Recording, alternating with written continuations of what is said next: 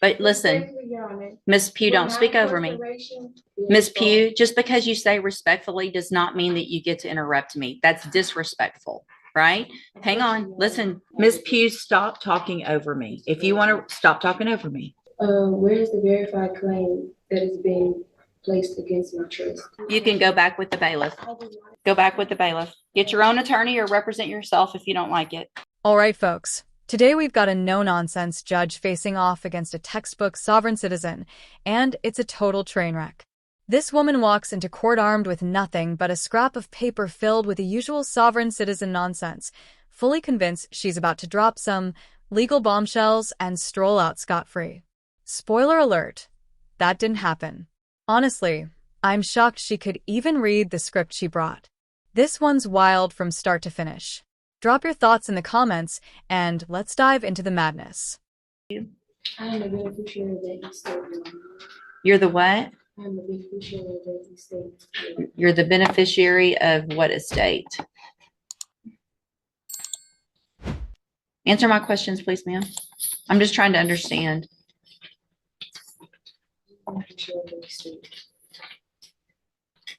Okay. For the record, I recognize Ms. Pugh. She's been here before. I do as well, for the record. And I looked into Mr. Christopher Wiley. I can't find that person as a practicing lawyer in the state bar page, and I have not been contacted by anybody on Ms. Pugh's behalf. All right, so Ms. Pugh, Mr. Lewis has been appointed to represent you at this point. Obviously, you know as well as anyone that you're in custody and we want to get your case taken care of.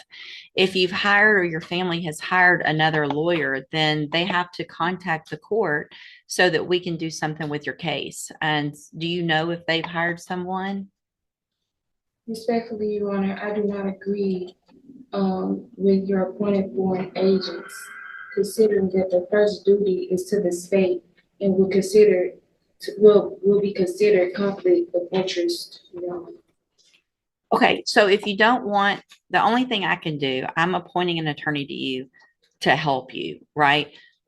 So if you don't want a court-appointed attorney, then your only option, two things. One is to represent yourself or to hire a lawyer. So if you don't like the way it works, then you do something different. So are you, listen to what I'm saying. Are you either going to represent yourself, or are you going to let Mr. Lewis represent you, or are you going to hire someone? Objection, Your Honor. Respectfully, is this a court of record? It is a court of record. So your objection's overruled. Okay. Respectfully, Your Honor, where is the verified claim that is being placed against my trust? It's right here. It's called an indictment. And Mr. Lewis has a copy of it, and he can show it to you. So that would be the verified claim against you. Okay. Your Honor, respectfully, Your Honor, there were writs that was filed to the case that still haven't been received. I've received your petition for writ of habeas corpus, and it's denied. Okay. Respectfully, Your Honor, I demand to be released due to lack of evidence of stated claim and not being given the proper opportunity to obtain proper counsel, defective defense. It's overruled. Okay.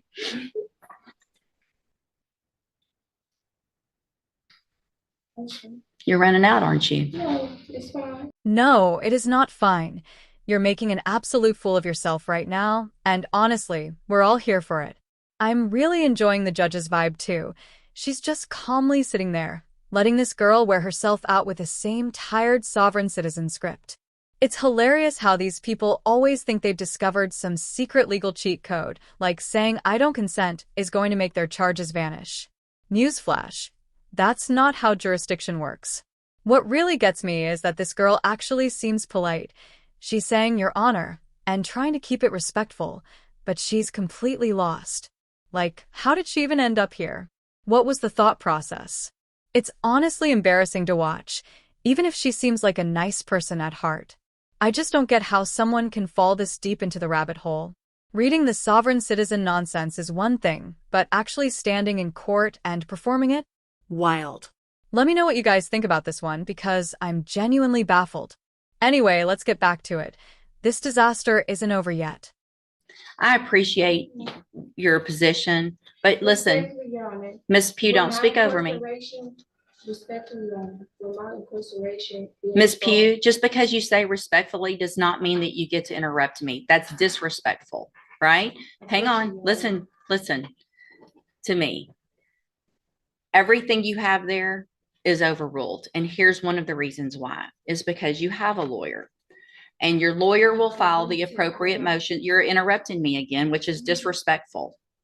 So I'm going to leave Mr. Lewis as your attorney unless you choose to represent yourself or hire someone else. I'm going to give you 2 weeks to determine what you're going to do. You can go back. You can go back with the bailiff. I do not agree or comply to your appointed Go back. agents. You already said that, and that's overruled. Duty is to the state. Go back with the bailiff. Get your own attorney or represent yourself if you don't like it. Yeah, that was embarrassing, but hang tight because this train wreck isn't over yet. Believe it or not, this sovereign citizen actually comes back for another hearing, and don't worry, I've got that one lined up for you too. At this point, I seriously think the judge deserves an award for patience.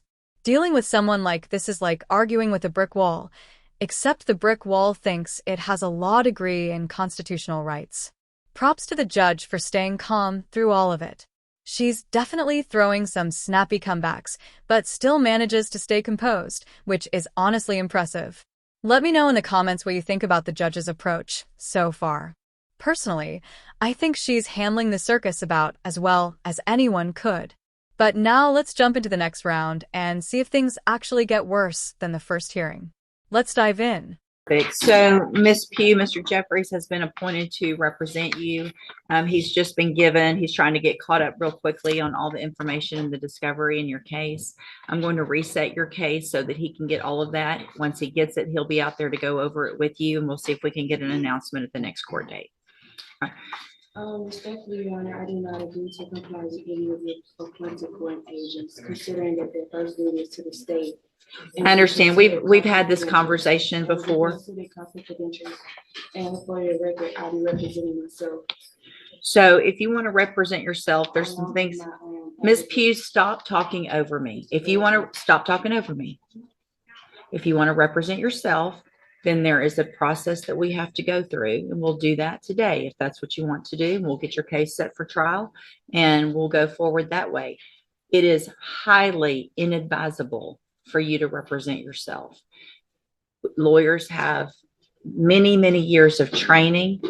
They understand the law. They understand how a trial works, because here's what happens. When you're in a trial and you represent yourself, you're expected to know and follow all of the rules of evidence, all the rules of procedure. And so you're really at a disadvantage if you don't know those things. And so you have to do everything just like the assistant district attorney would. And if you don't, you're going to be in front of a jury and it's going to show, and it's just not going to be, it usually does not work out in your benefit. But I have to go through with you some questions first before we do that. And then if you still want to do that, then there's a couple of things couple of options, and we'll go over those as well. Okay. So I am supposed to ask you, I'm going to go through these questions. I need you to answer them if you want to represent yourself, because this is required. All right. So have you ever studied the law? Okay. Have you ever represented yourself before in any kind of criminal matter? Okay. Do you understand the charges against you? I'm been accused of. Okay.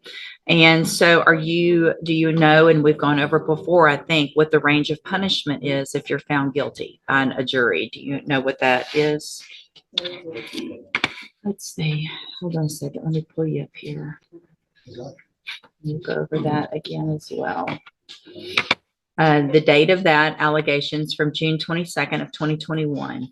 And what that means is if you're found guilty, that the range of punishment that the jury could give you is between 2 years as a minimum punishment up to 10 years in prison, anywhere in between. Do you understand? And you answer out loud just for the record. Do I understand? No, I don't understand. What do you not understand about that? I swear I knew she was about to say that.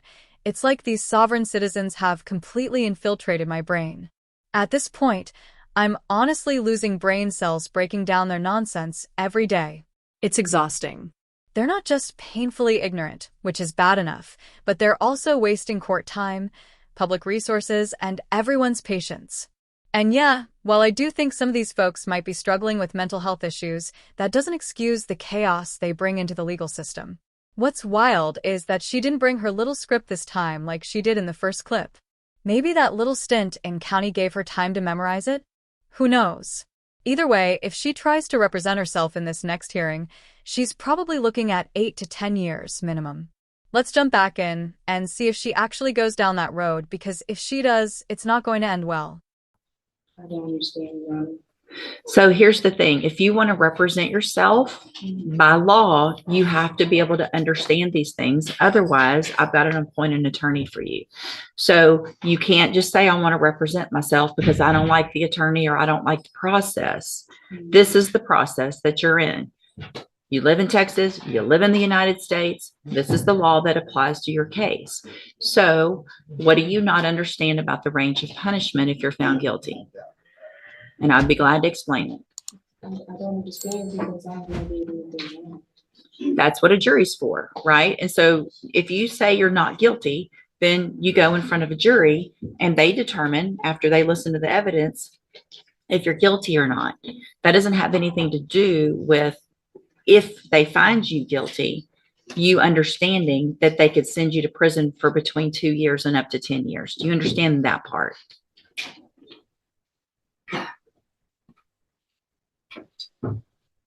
What are you, yes or no? No, you don't understand that.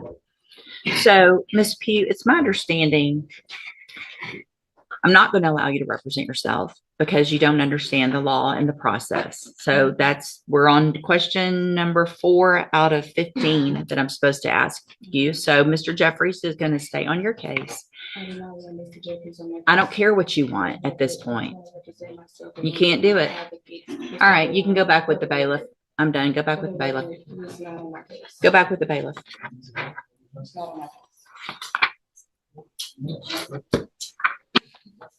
Welcome to the criminal appointment list. Yeah, fun, Judge. This was not meant to be any kind of punishment, I promise. So Mr. Jeffries, just get ready like you would. Probably it's going to go straight onto a jury. And we'll just get it figured out that way. I honestly think this judge handled things like a total pro, 10 out of 10 in my book. Let me know if you disagree, but it really felt like she did everything possible to give this sovereign citizen a fair hearing before finally having enough and yanking her out of the courtroom. The patience she showed? Impressive. Personally, I would have lost it in like 10 minutes, but she stayed composed the whole time. That said, it's also a little sad watching people spiral like this. The judge gave her every opportunity to explain herself, and we all saw exactly where it was going. Nowhere. Also, I just want to sincerely apologize to anyone who lost brain cells watching this. These sovereign citizens trying to logic their way through the legal system is next-level cringe, but somehow also weirdly addictive. Watching them scramble for answers is like watching someone try to dance out of a corner without rhythm. Total fail. Let me know what you thought of this hearing, especially how the judge handled it, down in the comments. I love hearing your takes. And hey, if you enjoyed this video, I'd really appreciate a like and subscribe. I'm posting new content daily, so stay tuned for more courtroom chaos. Thanks for watching, and take care, everyone.